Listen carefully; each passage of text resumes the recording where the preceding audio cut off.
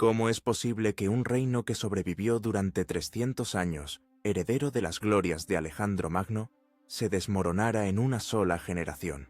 ¿Y por qué el destino del mundo antiguo se decidió no en el campo de batalla, sino en la alcoba de una reina, en un pacto sellado con susurros que le costaría a un general romano el apoyo de su propio senado? La respuesta no se encuentra en las estrellas, sino en el lodo del Nilo y el mármol de Roma. Egipto, en el año 51 antes de nuestra era, era un premio a punto de pudrirse. El Nilo, fuente de vida, se había vuelto caprichoso. Sus crecidas eran escasas, y con la escasez llegó el hambre. El hambre, a su vez, alimentó el descontento en las abarrotadas calles de Alejandría, un polvorín cultural donde la élite griega gobernaba sobre una inquieta población egipcia, y donde los mercenarios romanos, leales solo al oro, actuaban como jueces y verdugos. En este trono de serpientes se sentaba una joven de apenas 18 años, Cleopatra VII, pero no estaba sola. A su lado, o más bien en su contra, reinaba su hermano menor, Ptolomeo XIII, un niño de 10 años manipulado por un triunvirato de poder: el eunuco Potino, el general Aquilas y el retórico Teodoto de Quíos. Ellos eran los verdaderos gobernantes, y veían a Cleopatra no como a su reina, sino como un obstáculo. El poder en la corte tolemaica no se heredaba, se arrebataba. Cada pasillo del palacio era una red de susurros. Cada copa de vino podía contener veneno. Cada aliado era un potencial traidor. Cleopatra lo aprendió por las malas. No era la seductora de la propaganda romana, al menos no todavía. Era una política forjada en el fuego de la paranoia. Hablaba 9 idiomas, conocía la historia y la filosofía, pero la lección más importante la aprendió en los corredores del poder de Alejandría. Sobrevive o muere. Y para sobrevivir, estaba dispuesta a todo. La primera jugada la hicieron sus enemigos. Acusándola de conspirar para usurpar el poder en solitario, la camarilla de Potino la despojó de su título y la obligó a huir de Alejandría. Un error de cálculo colosal. Creían haberla neutralizado, pero solo la habían liberado de las ataduras de la corte. Lejos de rendirse, Cleopatra se dirigió a las provincias orientales, a Siria, donde reclutó un ejército de mercenarios con el oro que le quedaba. No regresaría como una suplicante, sino como una conquistadora.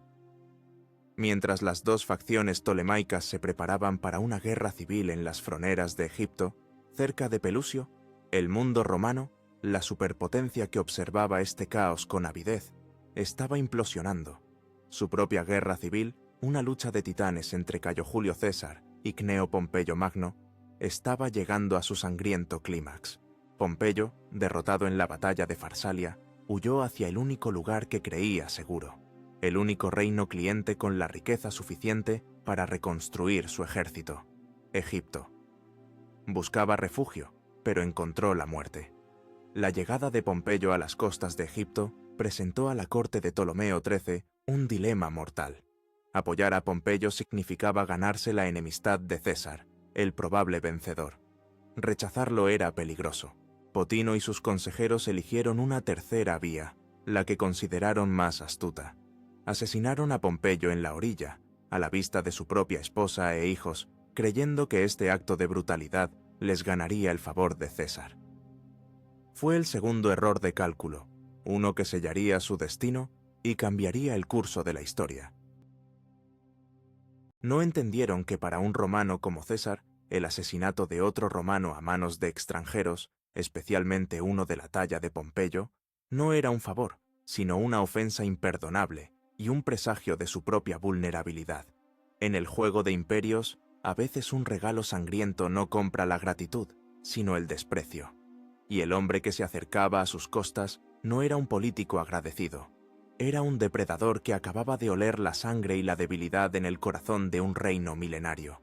La guerra civil egipcia estaba a punto de convertirse en un asunto romano. ¿Qué habrías hecho tú en el lugar de Cleopatra, enfrentada a un hermano traidor y a un reino en llamas? ¿Habrías buscado la paz, sabiendo que podría significar tu propia muerte? ¿O habrías arriesgadolo todo en una guerra civil para reclamar lo que es tuyo. Escribe tu elección en los comentarios, supervivencia o justicia. Tu opinión nos ayuda a entender las decisiones que forjaron la historia. Cuando las galeras de Cayo Julio César anclaron en el gran puerto de Alejandría, no llegó como un libertador, sino como un cobrador de deudas. La República Romana era el principal acreedor del reino tolemaico, y César, en calidad de cónsul, venía a exigir el pago y, de paso, a poner orden en un estado cliente que se había vuelto peligrosamente inestable. El regalo que le presentaron los consejeros de Ptolomeo XIII, la cabeza decapitada de Pompeyo en una bandeja, provocó en él una mezcla de disgusto y furia. Era un acto bárbaro que lo privaba de la magnanimidad de perdonar a su gran rival. Se instaló en el Palacio Real, un complejo de edificios lujosos dentro de la ciudad, con una guarnición peligrosamente pequeña, apenas 4.000 legionarios. Desde el principio actuó no como un invitado, sino como el árbitro supremo del destino de Egipto. Exigió que Ptolomeo XIII y Cleopatra disolvieran sus ejércitos y se presentaran ante él para resolver su disputa. Ptolomeo, presente en la ciudad, obedeció a regañadientes. Cleopatra, sin embargo, se enfrentaba a un problema. Estaba en el exilio, y el ejército de su hermano controlaba todos los accesos a la capital. Llegar hasta César era imposible, o casi imposible. Aquí es donde la historia se convierte en leyenda. Sabiendo que no podía entrar en el palacio por la fuerza, recurrió a la audacia. Con la ayuda de un comerciante siciliano llamado Apolodoro, se ocultó dentro de un rollo de alfombras, o según otras fuentes, un saco para ropa de cama. Apolodoro la transportó en una pequeña barca hasta el puerto, la subió a sus hombros y, pasando desapercibido entre los guardias, la entregó directamente en los aposentos de César. Cuando el rollo se desenfundó, de él no salió una suplicante temblorosa, sino una reina. Este acto no fue solo una estratagema desesperada, fue una declaración de intenciones, un golpe de teatro político calculado para impresionar a un hombre que apreciaba la audacia por encima de todo. Y funcionó.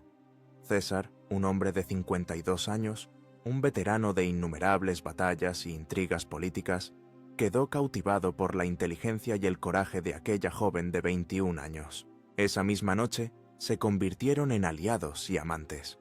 La noticia de la presencia de Cleopatra en el palacio y de su alianza con César enfureció a Potino y a Aquilas. Vieron cómo su poder se desvanecía. Su única opción era la guerra. El ejército de Ptolomeo XIII, compuesto por unos 20.000 hombres, marchó sobre Alejandría y puso sitio al Palacio Real. César, con su pequeña guarnición, estaba atrapado. Así comenzó la Guerra de Alejandría, una de las campañas más peligrosas de la carrera de César. Durante meses, se vio confinado en una pequeña sección de la ciudad, luchando por su vida en feroces combates callejeros. Los egipcios eran un enemigo formidable en su propio terreno. Controlaban el resto de la ciudad y el puerto, intentando bloquear las comunicaciones de César por mar. En una de las batallas navales dentro del propio puerto, César ordenó incendiar las naves egipcias. Las llamas se propagaron a los muelles y a algunos edificios cercanos, causando daños en la legendaria biblioteca de Alejandría. No fue una destrucción total, como a menudo se cree, pero sí una herida cultural irreparable, un símbolo de cómo el pragmatismo militar romano podía pisotear sin miramientos los tesoros del conocimiento. El genio de César brilló incluso en la desesperación. Lideró incursiones nocturnas, construyó fortificaciones improvisadas e incluso, según una anécdota, tuvo que nadar para salvar su vida de un muelle que se derrumbaba, sosteniendo sus preciosos manuscritos por encima del agua con una mano mientras se defendía con la otra. En medio de este caos, de la sangre y el fuego, la relación entre César y Cleopatra se profundizó. No era solo una alianza política, era un vínculo forjado en el peligro compartido. Él vio en ella a una igual intelectual y política, una líder digna de su apoyo. Ella vio en él la única fuerza capaz de asegurarle el trono y garantizar la independencia de Egipto. Finalmente, llegaron refuerzos romanos liderados por Mitrídates de Pérgamo. En la batalla del Nilo, las fuerzas combinadas de César aplastaron al ejército de Ptolomeo XIII. El joven rey intentó huir en un barco que, sobrecargado de fugitivos, se hundió en el río. Su cuerpo fue encontrado más tarde, reconocible por su armadura dorada. Egipto era de Cleopatra. César la instaló en el trono junto a otro hermano aún más joven, Ptolomeo XIV, una mera formalidad. Su alianza había sido sellada con una victoria, y pronto lo sería también con un hijo. Mientras navegaban por el Nilo en un viaje triunfal, Cleopatra ya estaba embarazada. El niño que nacería de esta unión, Ptolomeo César, conocido por todos como Cesarión, representaba algo nuevo y peligroso, la fusión de la astucia romana y la divinidad faraónica. Para Cleopatra era la garantía de su dinastía. Para muchos en Roma, era el presagio de una monarquía que destruiría la república. La estancia de César en Egipto, que comenzó como una breve escala, se había convertido en una guerra, un romance y el inicio de una nueva era. Al abandonar las costas de Egipto para continuar con sus guerras, dejaba atrás a una reina firmemente asentada en su trono, pero cuya dependencia de su poder personal la ataba inextricablemente a su destino. Un destino que la llevaría al corazón mismo de la república que tanto la temía, la ciudad de Roma. La victoria de César en Egipto y en el resto de sus campañas le otorgó un poder sin precedentes en Roma. Fue nombrado dictador, primero por 10 años y luego a perpetuidad. La república, en la práctica, ya no existía. Era una autocracia gobernada por un solo hombre, y a esta Roma, a la cúspide del poder mundial, llegó Cleopatra en el año 46 antes de nuestra era. No llegó como una reina conquistada, sino como una aliada oficial del pueblo romano, invitada por el propio César. Se instaló en una de las villas de César en la otra orilla del Tíber, y su llegada fue cualquier cosa menos discreta. Fue un choque de civilizaciones en pleno corazón de la austera Roma. La corte de Cleopatra era un espectáculo de lujo oriental. Desplegó una opulencia que los romanos consideraban decadente y corruptora. Sus modales eran los de una monarca helenística, una reina que se consideraba a sí misma una diosa viviente, la encarnación de Isis. Esto ofendía profundamente los valores republicanos, que despreciaban la realeza y exaltaban la sencillez y el servicio al Estado. Pero la mayor provocación no fue su lujo, sino su hijo, Cesarión, el hijo de César. Su existencia era una amenaza tangible para la aristocracia senatorial. Si César, que ya no tenía herederos legítimos directos, reconocía a Cesarión, ¿qué impediría que lo nombrara su sucesor? El temor a una dinastía, a una monarquía de estilo helenístico con sede en Roma, o, peor aún, en Alejandría, se apoderó de la élite romana. César, por su parte, parecía ciego a este peligro, o, lo que es más probable, simplemente no le importaba. Colmó a Cleopatra de honores. Erigió una estatua de oro de ella, representada como Isis, en el templo de Venus Genetrix, un acto que muchos consideraron un sacrilegio. Celebraba su inteligencia y su cultura, discutiendo con ella sobre filosofía y ciencia. Para él, ella era la prueba viviente de que la cultura podía ser un instrumento de poder. Pero para el Senado, ella era la prueba de que César había abandonado las tradiciones romanas. Era la reina egipcia, la serpiente del Nilo, una seductora extranjera que había embrujado a su líder. El terreno bajo los pies de César ardía, y Cleopatra era la gasolina que alimentaba las llamas del descontento. Las reuniones secretas de los senadores se hicieron más frecuentes. Hombres como Cayo Casio Longino y Marco Junio Bruto, antiguos enemigos a los que César había perdonado, comenzaron a conspirar. No solo temían la tiranía de César, temían la influencia extranjera que Cleopatra representaba. Ella era la encarnación de todo lo que Roma no era y no quería ser. Veían en su presencia la disolución de su identidad cultural y política. Cada honor que César le concedía era una bofetada a la tradición republicana. La ironía es que, mientras Cleopatra disfrutaba de su aparente triunfo en Roma, estaba, sin saberlo, acelerando la caída de su único protector. Su sueño de un imperio conjunto, una fusión de la fuerza romana y la riqueza egipcia gobernada por su hijo, el hijo de César, se basaba en la vida de un solo hombre. Y ese hombre estaba coleccionando enemigos a un ritmo alarmante. Roma se había convertido en un campo de batalla de intrigas, un nido de conspiraciones donde los debates políticos en el Senado se convertían en amenazas veladas y el espionaje era la moneda de cambio. Cleopatra, con su inteligencia política, sin duda percibía la tensión, pero quizás subestimó la profundidad del odio y el miedo que inspiraba. Creía que mientras César viviera, ella y su hijo estarían a salvo. Una creencia lógica, pero que ignoraba un principio fundamental de la política romana. Ningún hombre es demasiado grande para caer. El esplendor de su estancia en Roma era una fachada que ocultaba una conspiración que crecía en la sombra. Mientras ella soñaba con un futuro glorioso para Cesarión, otros afilaban las dagas que pondrían fin a ese sueño de la manera más brutal posible. La tragedia se cernía sobre ellos, no como una tormenta repentina, sino como una enfermedad lenta y silenciosa que ya había infectado el corazón del poder romano. El día señalado por los conspiradores se acercaba, un día que pasaría a la historia con un nombre infame, los Idus de marzo. El 15 de marzo del año 44 antes de nuestra era, el mundo se resquebrajó. Cayó Julio César, el dictador perpetuo, el hombre que había conquistado la Galia, derrotado a sus rivales y se había convertido en el amo de Roma, fue asesinado. Un grupo de unos 60 senadores, llamándose a sí mismos los Liberadores, lo apuñaló 23 veces a los pies de una estatua de su antiguo enemigo, Pompeyo. Fue un acto de una brutalidad y una ironía escalofriantes.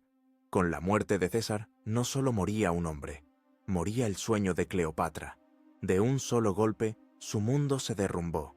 De ser la aliada privilegiada del hombre más poderoso de la tierra, pasó a ser una reina extranjera, odiada y desprotegida, en una ciudad sumida en el caos.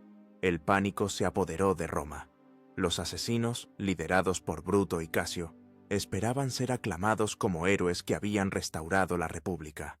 En su lugar encontraron un silencio helado, seguido de una creciente oleada de furia por parte del pueblo que adoraba a César. Los veteranos de sus legiones clamaban venganza. El vacío de poder que se creó fue aterrador. Para Cleopatra, la situación era insostenible. Se convirtió en el blanco de todos los odios. Los senadores la veían como la causa de la tiranía de César. El pueblo, confundido y asustado, podía volverse en su contra en cualquier momento. Su única opción era huir. La huida fue precipitada y peligrosa. Tuvo que abandonar Roma en secreto, llevándose a su hijo Cesarión, y embarcarse a toda prisa hacia Egipto. Cada milla que la alejaba de Italia era una milla más cerca de la seguridad, pero también una milla más lejos del poder que había creído tener al alcance de la mano. Al llegar a Alejandría, encontró un reino que, aunque seguro por el momento, estaba de nuevo aislado en un mundo romano que se desgarraba en una nueva guerra civil. La esperanza de un imperio romano-egipcio gobernado por su hijo parecía haberse desvanecido para siempre. Mientras tanto, en Roma, la lucha por la herencia de César comenzó de inmediato. Dos figuras principales emergieron de las cenizas. El primero era Marco Antonio, el leal lugarteniente de César, un general brillante y un político carismático, pero también un hombre impulsivo y amante de los placeres. El segundo era un joven de apenas 18 años, sobrino nieto de César, a quien el dictador había adoptado en secreto en su testamento, Cayo Octavio. Antonio despreció inicialmente a Octavio, llamándolo el niño. Fue un error monumental. Octavio, aunque joven y sin experiencia militar, poseía una astucia política, una paciencia y una crueldad que nadie había anticipado. Junto con un tercer hombre, Marco Emilio Lépido, formaron el segundo triunvirato, una dictadura militar cuyo primer objetivo era cazar y destruir a los asesinos de César. La República se ahogó en una nueva oleada de proscripciones y sangre. Bruto y Casio huyeron hacia el este, a las provincias que controlaban, para reclutar un ejército. La guerra era inevitable. Cleopatra, desde Egipto, observaba esta tormenta con cautela. Oficialmente, intentó mantenerse neutral, pero su lealtad, por supuesto, estaba con los herederos de César. Sin embargo, su posición era delicada. Necesitaba un nuevo protector, pero el panorama era confuso. ¿Quién saldría victorioso de esta nueva contienda? ¿El experimentado Antonio o el enigmático Octavio? El mundo que ella conocía, un mundo gobernado por las reglas del poder personal y las alianzas dinásticas, se había hecho añicos contra la brutal realidad de la política romana. Su futuro y el de su reino dependían ahora del resultado de una lucha entre romanos, una lucha en la que ella, por el momento, era una mera espectadora. El asesinato de César no había restaurado la República, solo había desatado a nuevos depredadores, todos ellos ansiosos por reclamar su manto. Y uno de esos depredadores, un hombre con un apetito insaciable por el poder, la gloria y los placeres de la vida, pronto volvería su mirada hacia el este, hacia el reino más rico del Mediterráneo. Su nombre era Marco Antonio. Tras el caos de la muerte de César, ¿qué camino ofrecía más esperanzas para Cleopatra y su hijo? ¿Debía arriesgarse a intervenir en la guerra civil romana para defender el legado de Cesarión? ¿O era más prudente retirarse a Egipto y fortificar su reino, esperando a que la tormenta pasara? Comparte tu estrategia en los comentarios. ¿Lucha o huida? Tras la decisiva batalla de Filipos, donde las fuerzas de Antonio y Octavio aniquilaron a los ejércitos de Bruto y Casio, los asesinos de César fueron eliminados del tablero. Los vencedores se repartieron el mundo romano. A Octavio le tocaron las provincias occidentales, una tarea ingrata que incluía el reasentamiento de veteranos y la lucha contra la piratería. A Marco Antonio le tocó el premio gordo, el opulento Oriente. Como nuevo amo de las provincias orientales, Antonio estableció su cuartel general en Tarso, en la actual Turquía. Desde allí comenzó a reorganizar la región, recompensando a aliados, castigando a enemigos y, sobre todo, recaudando el dinero necesario para pagar a sus legiones. Su mirada se posó inevitablemente en Egipto. El reino del Nilo se había mantenido ambiguamente neutral durante la guerra, y Antonio sospechaba que Cleopatra había ayudado discretamente a Casio. La convocó a Tarso para que respondiera por sus acciones. Era una citación, un interrogatorio. Un error de Antonio fue pensar que Cleopatra acudiría como una vasalla temerosa. Ella, en cambio, vio una oportunidad. No una amenaza, sino un escenario. Conocía la reputación de Antonio, un soldado brillante, pero también un hombre que se veía a sí mismo como un nuevo Dioniso, amante del teatro, el lujo y la grandiosidad. Y decidió ofrecerle exactamente eso. La llegada de Cleopatra a Tarso no fue la de una acusada, sino la de una diosa. Remontó el río Cidno en una barcaza espectacular.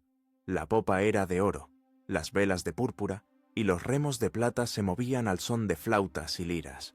Ella misma iba recostada bajo un dosel dorado, ataviada como Afrodita, la diosa griega del amor, rodeada de sirvientes disfrazados de ninfas y cupidos. El aroma del incienso llenaba las orillas. Toda la ciudad de Tarso acudió a presenciar el espectáculo, dejando a Antonio solo en su tribunal. No fue un acto de seducción en el sentido simple del término. Fue una demostración de poder, riqueza y, sobre todo, de una comprensión magistral de la psicología de su oponente. Cleopatra no se presentaba como una reina pidiendo clemencia, sino como una divinidad acudiendo al encuentro de otra. Invitó a Antonio a cenar a bordo de su barco. Él, fascinado, aceptó. Lo que siguió fue un festín de un lujo y una sofisticación que el rudo soldado romano jamás había visto. El encuentro en Tarso fue el inicio de una de las alianzas más famosas de la historia. Fue, sin duda, un apasionado romance. Plutarco describe sus lujosos banquetes, sus juegos, sus paseos nocturnos disfrazados por las calles de Alejandría. Pero sería un error verlo solo como una historia de amor. Fue, ante todo, un proyecto político. Cleopatra vio en Antonio al hombre que podía reemplazar a César, el brazo militar que necesitaba para proteger a Egipto y asegurar el futuro de sus hijos. Antonio, por su parte, vio en Cleopatra la llave de Oriente. Ella le proporcionaba acceso a la inmensa riqueza de Egipto, a su flota y a su grano, recursos indispensables para sus ambiciones. Juntos, soñaban con crear un nuevo imperio helenístico en Oriente, un reino romano-egipcio que pudiera rivalizar e incluso superar a la propia Roma. Su visión era grandiosa. Empezaron a redibujar el mapa de la región. Antonio, con el apoyo financiero de Cleopatra, lanzó campañas militares contra los partos, el gran imperio rival de Roma en el este. Aunque sus campañas tuvieron un éxito limitado, sirvieron para consolidar su poder. Él era el general romano, el nuevo Alejandro. Ella era la reina diosa, la nueva Isis. Juntos parecían invencibles. Pasaron el invierno del año 41 al 40 antes de nuestra era en Alejandría, en una espiral de placer y planificación política. Cleopatra dio a luz a gemelos, Alejandro Helios y Cleopatra Selene. Su alianza ya no era solo política y personal, era dinástica. Sin embargo, en Roma, Octavio observaba estos acontecimientos con una creciente alarma. Mientras él luchaba con problemas administrativos y revueltas en Italia, Antonio vivía como un rey oriental en brazos de una reina extranjera. La propaganda aún no había comenzado, pero las semillas del conflicto ya estaban sembradas. La alianza entre Antonio y Cleopatra no era una simple aventura. Era un desafío directo a la concepción romana del mundo, una desviación peligrosa del camino de la tradición. Era la fusión de dos mundos, pero una fusión que Roma, con su xenofobia y su orgullo, nunca podría aceptar. Por el momento, sin embargo, la pareja disfrutaba de su poder.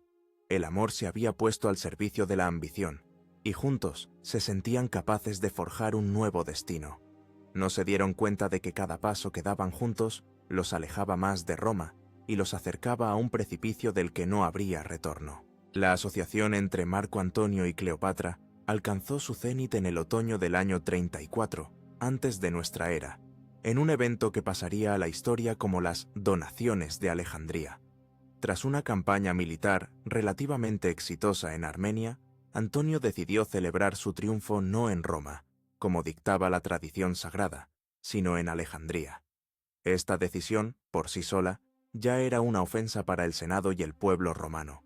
Un triunfo era el honor más alto para un general, y su escenario era y debía ser siempre la vía sacra de Roma. Celebrarlo en una capital extranjera era, en la práctica, repudiar su propia identidad romana. Pero lo que ocurrió durante la ceremonia fue mucho más allá. En el gimnasio de la ciudad se erigió una tribuna de plata sobre la que se colocaron dos tronos de oro, uno para Antonio y otro para Cleopatra. A un nivel inferior se dispusieron tronos para sus hijos. El espectáculo fue grandioso, diseñado para impresionar y para declarar una nueva realidad política. Antonio, en un discurso, proclamó a Cleopatra reina de reyes y señora de Egipto, Chipre, Libia y Celesiria. Pero lo más explosivo fue la proclamación sobre Cesarión. Antonio declaró oficialmente que Cesarión era el hijo legítimo de Cayo Julio César. Esto era una bomba política. En Roma, el heredero oficial y divinizado de César era Octavio. Al legitimar a Cesarión, Antonio no solo desafiaba el estatus de su rival, sino que también sugería que el verdadero heredero del legado de César era el hijo de Cleopatra. A Cesarión se le nombró Rey de Reyes, un título superior incluso al de su madre. La ceremonia continuó con el reparto de reinos entre los hijos de Antonio y Cleopatra. A Alejandro Helios, el mayor, se le concedió Armenia, Media y Partia, esta última aún por conquistar. A su hermana gemela, Cleopatra Selene, se le otorgó Cirenaica y Libia, y al más pequeño, Ptolomeo Filadelfo, se le asignó Fenicia, Siria y Cilicia. Antonio y Cleopatra se presentaban no como un general romano y una reina cliente, sino como los monarcas supremos de un vasto imperio oriental, distribuyendo reinos entre sus herederos como si el mundo les perteneciera. Para la pareja, este era el punto culminante de su proyecto político, la manifestación pública de su nuevo orden mundial. Era la culminación de sus sueños de un imperio helenístico renacido, protegido por la fuerza de las legiones romanas, pero con su centro de gravedad en Alejandría. Para Roma, sin embargo, fue una declaración de guerra. La noticia de las donaciones llegó a Roma y causó una conmoción. Fue la ofensa definitiva, la prueba irrefutable para muchos de que Antonio había perdido completamente el juicio, que se había convertido en un déspota oriental bajo el hechizo de su amante egipcia. La idea de que territorios conquistados por la sangre romana fueran donados a los hijos de una reina extranjera era una humillación insoportable. Octavio, en Roma, no podría haber pedido un regalo mejor. Durante años había estado librando una cuidadosa guerra de propaganda contra Antonio, pero ahora tenía en sus manos el arma definitiva. Las donaciones no eran un rumor o una calumnia, eran un hecho público. Octavio supo explotarlo con una habilidad magistral. Presentó a Antonio no como un rival político, sino como un traidor a la patria. Un hombre que había entregado el patrimonio de Roma a una dinastía extranjera y que planeaba, según la propaganda de Octavio, trasladar la capital del imperio a Alejandría. La ceremonia de las donaciones de Alejandría fue el punto de no retorno. Selló la alianza de Antonio y Cleopatra en un abrazo fatal, pero también unió a casi toda Roma en su contra. Cada gesto de poder en Alejandría, cada título otorgado, cada trono de oro, se convirtió en un clavo en el ataúd de su futuro. Creyeron estar fundando un imperio, pero en realidad estaban cavando su propia tumba. La guerra ya no era una posibilidad, era una certeza. La única pregunta era cuándo y cómo Octavio decidiría lanzar el golpe final. Y para ello, no necesitaría solo legiones, sino una narrativa, una historia que convirtiera una guerra civil por el poder en una cruzada por la defensa de la civilización romana contra la barbarie oriental.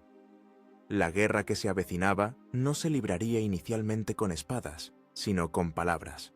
Octavio, desde Roma, demostró ser un maestro de la manipulación de la opinión pública, lanzando lo que puede considerarse la primera gran campaña de desinformación de la historia. Su objetivo era simple pero devastador: deshumanizar a Cleopatra y presentar a Antonio no como un oponente político legítimo, sino como un romano degenerado, un traidor esclavizado por los encantos de una reina extranjera, viciosa y déspota. La maquinaria propagandística de Octavio funcionó a toda máquina. Se acuñaron monedas que lo mostraban como el defensor de las tradiciones romanas, a menudo asociado con Apolo, el dios del orden y la razón. Por el contrario, Antonio era representado como un Dioniso perpetuamente borracho, entregado a los placeres y orgías de Oriente. Los agentes de Octavio difundieron por toda Italia panfletos, poemas satíricos y discursos incendiarios que pintaban a Cleopatra como una prostituta ambiciosa, una bruja que usaba pociones y magia para controlar a Antonio. Se la acusaba de aspirar a reinar en Roma y de despreciar a los dioses romanos. Era la Regina Meretrix, la reina puta, un término que caló hondo en la mentalidad conservadora y xenófoba de la sociedad romana. El genio de Octavio residió en personalizar el conflicto. No era Roma contra Antonio, sino Roma contra Cleopatra.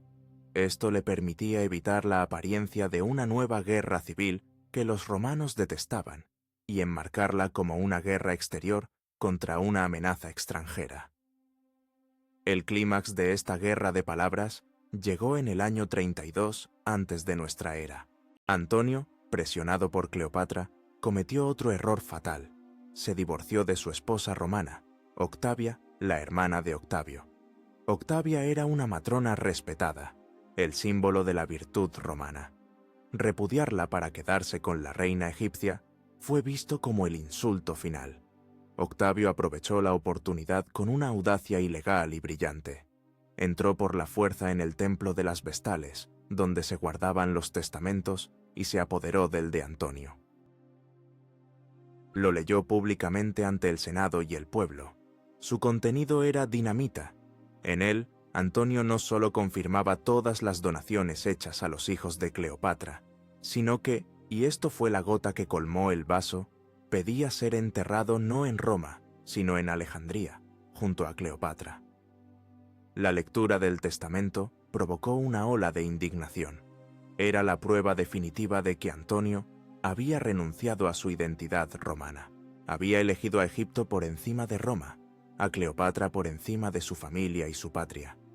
La operación de espionaje para obtener el testamento y el acto de leerlo en público fueron movimientos de un thriller político de alto calibre.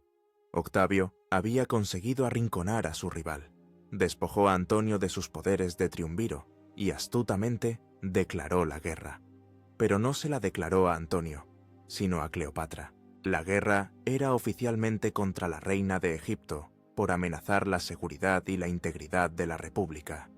Cualquier romano que apoyara a Antonio, a partir de ese momento, sería considerado un traidor que luchaba al servicio de una potencia extranjera. La propaganda había triunfado. Había transformado a un brillante general romano en un títere y a una astuta reina en un monstruo.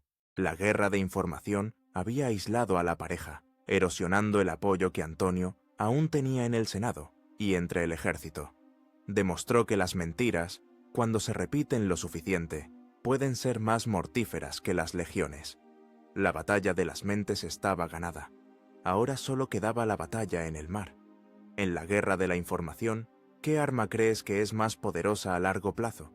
¿La cruda y a menudo compleja verdad o una mentira simple y emocionalmente resonante? Elige tu arma y escribe tu elección en los comentarios. ¿Verdad o propaganda? El debate sigue abierto hasta nuestros días.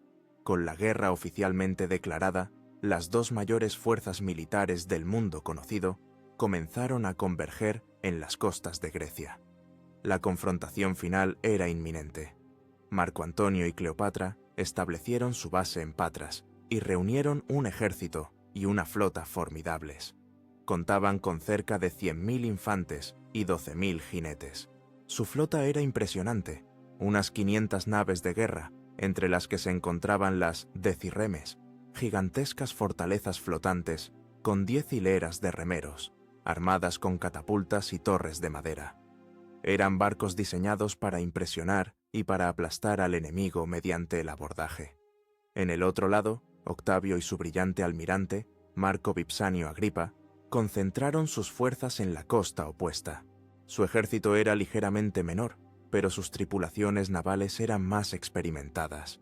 Su flota, aunque inferior en número con unas 400 naves, tenía una ventaja crucial. Sus barcos, principalmente liburnas, eran más pequeños, más ágiles y más rápidos. No estaban diseñados para el abordaje, sino para la maniobra, rodear, hostigar y atacar los puntos débiles del enemigo, como los remos y los timones. El escenario para la batalla decisiva sería el Golfo de Ambracia, cerca del promontorio de Accio. Durante meses, las dos flotas se observaron, con Agripa imponiendo un bloqueo naval que poco a poco empezó a minar los suministros y la moral de las fuerzas de Antonio. Las deserciones comenzaron a ser un problema. Varios comandantes y reyes clientes, intuyendo un cambio de rumbo, se pasaron al bando de Octavio. El 2 de septiembre del año 31 antes de nuestra era, Antonio tomó la decisión de romper el bloqueo y presentar batalla. El plan exacto sigue siendo objeto de debate entre los historiadores. ¿Fue un intento de lograr una victoria total o un plan de huida preconcebido? La batalla comenzó. Las gigantescas naves de Antonio avanzaron en formación cerrada, casi como una falange en el mar. Las ágiles liburnas de Agripa las rodearon, evitando el combate cercano y lanzando proyectiles. La batalla se convirtió en un caos de madera astillada, fuego y gritos.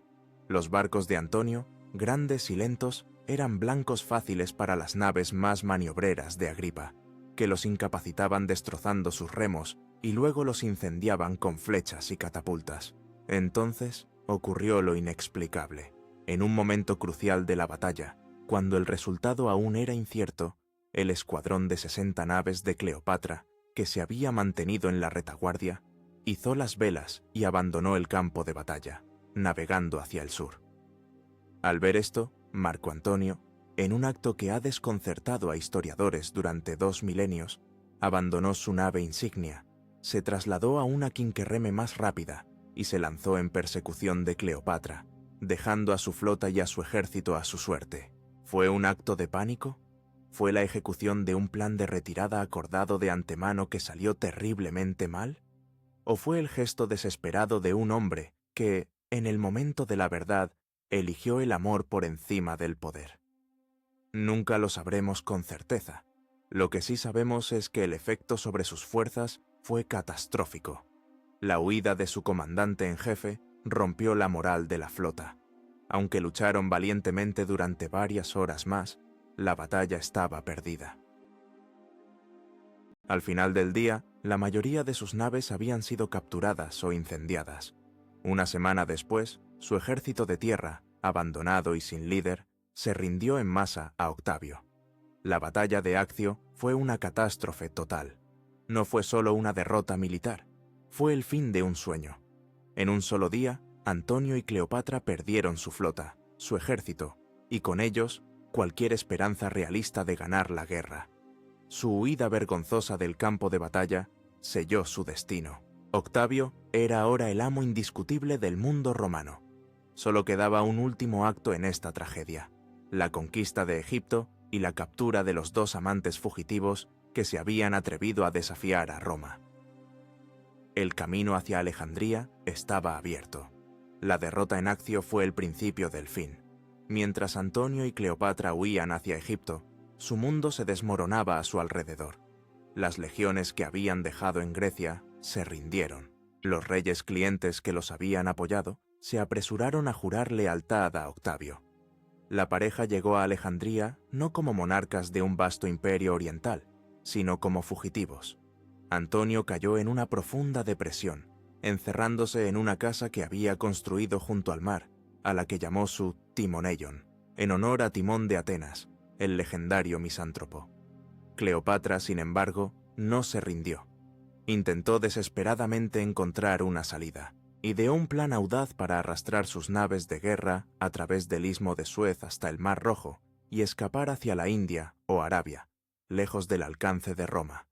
Pero las tribus nabateas, aliadas de Octavio, quemaron las primeras naves que llegaron, y el plan fue abandonado. Octavio no tenía prisa. Pasó el invierno consolidando su poder en Grecia y Asia Menor. En la primavera del año 30 antes de nuestra era, comenzó su avance implacable sobre Egipto. Avanzó por 2 frentes. Su general Cornelio Galo atacó desde Cirene, al oeste, mientras que Octavio en persona lideraba el ejército principal desde Siria, al este. Las defensas de Egipto se derrumbaron. La ciudad fronteriza de Pelusio se rindió casi sin luchar. Las últimas legiones leales a Antonio, al ver la abrumadora fuerza del enemigo y la falta de liderazgo, desertaron y se pasaron al bando de Octavio. La agonía de la dinastía tolemaica había comenzado. El 1 de agosto, las fuerzas de Octavio llegaron a las puertas de Alejandría. Hubo un último y desesperado intento de resistencia. Antonio lideró una carga de caballería que logró una victoria menor, pero fue un gesto fútil. Al día siguiente, la flota egipcia se rindió sin combatir, y la infantería restante hizo lo mismo. La ciudad estaba perdida. En medio del caos, un falso rumor se extendió por la ciudad. Cleopatra se había suicidado. La noticia llegó a oídos de Antonio. Roto, humillado y creyendo que no le quedaba nada por lo que vivir, decidió quitarse la vida. Le pidió a su esclavo, Eros, que lo matara, pero el esclavo se suicidó en su lugar. Antonio, conmovido, intentó entonces arrojarse sobre su propia espada. La herida fue mortal, pero no instantánea. Mientras agonizaba, le llegó un segundo mensajero con la verdad. Cleopatra seguía viva. Se había refugiado en su mausoleo, una tumba fortificada que había estado construyendo para ella y Antonio, y había ordenado que la sellaran. Antonio suplicó que lo llevaran con ella. Sus guardias lo transportaron hasta el mausoleo. Como las puertas estaban selladas, Cleopatra y sus sirvientas tuvieron que izarlo con cuerdas a través de una ventana. Murió en sus brazos, en el interior de la tumba que estaba destinada a ser su último hogar juntos. Poco después, los soldados romanos, liderados por Cayo Proculeyo, irrumpieron en el mausoleo.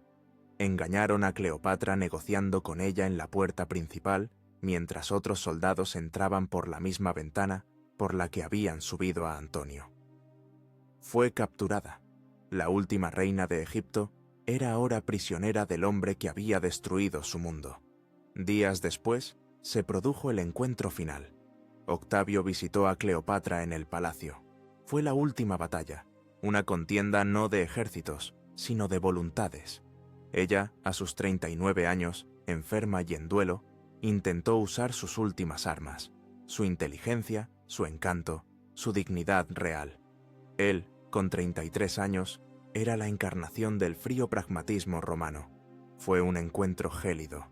Ella intentó justificar sus acciones, culpar a otros.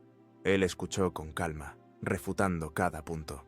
Cleopatra comprendió entonces que no había esperanza de clemencia ni de un futuro para sus hijos. Vio en los ojos de Octavio no odio, sino un cálculo frío.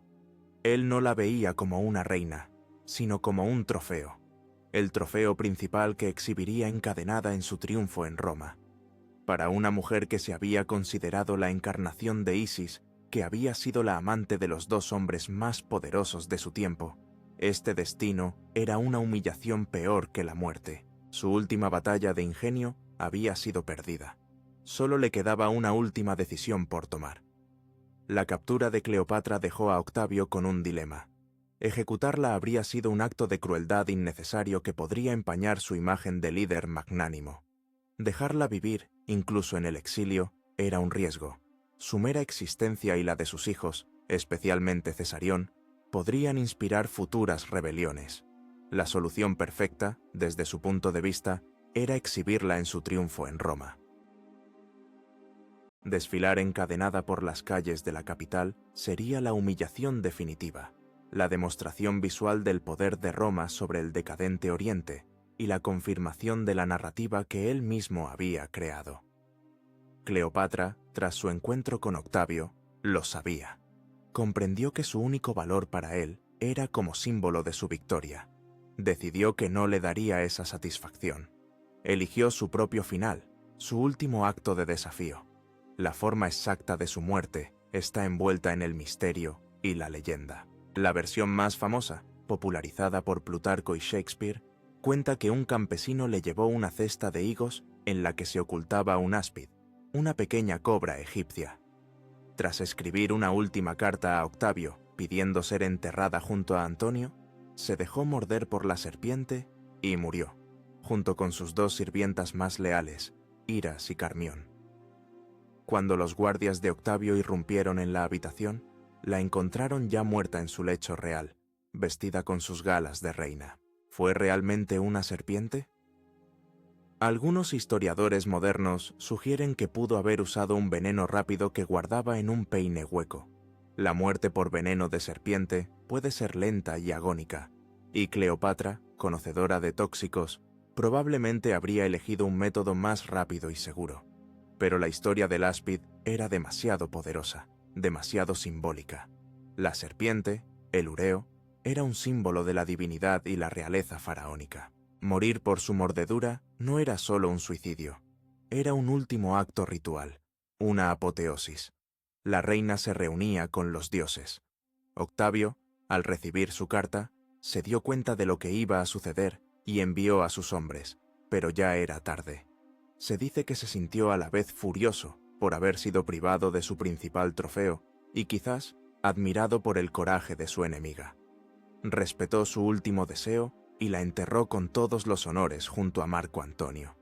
El destino de sus hijos fue trágico. Cesarión, el hijo de Julio César, fue cazado y ejecutado. Octavio, según se dice, comentó que no es bueno que haya demasiados Césares. Los hijos de Antonio fueron llevados a Roma y criados por la esposa repudiada de Antonio, Octavia, en un acto de nobleza romana. Con la muerte de Cleopatra, la dinastía tolemaica, que había gobernado Egipto durante casi 300 años, llegó a su fin. Egipto dejó de ser un reino independiente. No se convirtió en una provincia senatorial ordinaria. Se convirtió en la propiedad personal de Octavio y sus sucesores. Sus inmensas riquezas en grano y oro fluyeron directamente al tesoro del emperador, consolidando su poder y permitiéndole financiar la paz y la estabilidad del nuevo imperio romano. La caída de Egipto marcó el fin de una era. Fue el último acto del mundo helenístico, el mundo de los sucesores de Alejandro Magno. Una civilización antigua, sofisticada y rica, fue absorbida por una fuerza nueva, más organizada, más pragmática y más brutal. Roma construía caminos y leyes, mientras que Egipto construía ilusiones, pero al final el mundo siempre elige aquello por lo que se puede caminar, y no aquello en lo que se puede creer. Octavio regresó a Roma y celebró un magnífico triunfo. Como Cleopatra no estaba allí para ser exhibida, hizo desfilar una efigie de ella con la serpiente en el brazo. Su muerte se convirtió en la pieza central de su propaganda, el símbolo de su victoria. Él se convirtió en Augusto, el primer emperador de Roma, y gobernó durante más de 40 años, inaugurando la Pax Romana. Borró a Egipto del mapa político y convirtió a Cleopatra en una nota a pie de página de su ascenso, una advertencia sobre los peligros de la ambición y la seducción femenina. Pero al elegir la muerte, Cleopatra le arrebató el control de su propia historia. Fracasó como reina, pero triunfó como mito. Su último acto de desafío la transformó de una monarca derrotada en un símbolo eterno de resistencia, una leyenda que ha fascinado al mundo durante 2 milenios. Octavio Augusto forjó un imperio de mármol que duraría siglos, pero al final incluso el mármol se desmorona. La historia de Cleopatra, sin embargo, escrita en el papiro de la memoria humana, ha demostrado ser infinitamente más duradera. Y así, llegamos a la pregunta final. ¿Qué demostró ser más fuerte en el largo arco de la historia? ¿El imperio de hierro de Augusto, que impuso su orden en el mundo? ¿O el mito inmortal de Cleopatra, que conquistó la imaginación de la humanidad para siempre? Escriban su elección en los comentarios. Su perspectiva es el veredicto final de la historia.